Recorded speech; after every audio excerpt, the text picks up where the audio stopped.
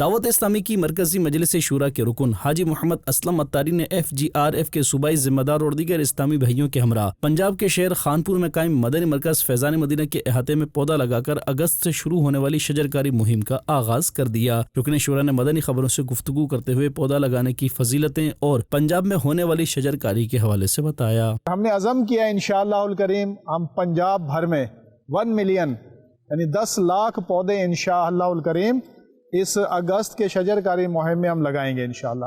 اس کے لیے ہمارے مشوروں کا میٹنگز کا سلسلہ شروع ہو چکا ہے۔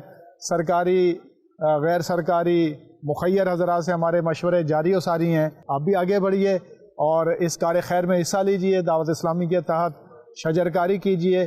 انشاءاللہ ہم سب مل جل کر اپنے پاکستان کو سر سبز کریں گے انشاءاللہ۔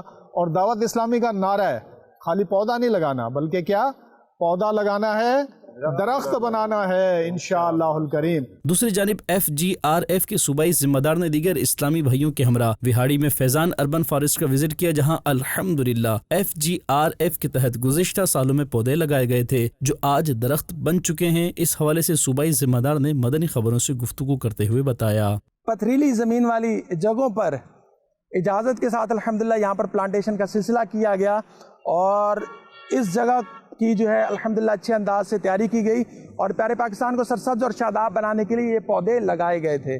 آپ دیکھ رہے ہیں کہ یہ پودے کم و بیش اس وقت 15 سے 20 فٹ تک بڑھ چکے ہیں۔ یہ کم و بیش الحمدللہ یہاں پر 5000 سے زائد پودے یہاں پر لگائے گئے ہیں۔ تو آپ بھی کوشش کیجئے کہ آپ بھی اپنے حصے کا کم از کم ایک پودا ضرور لگائیے۔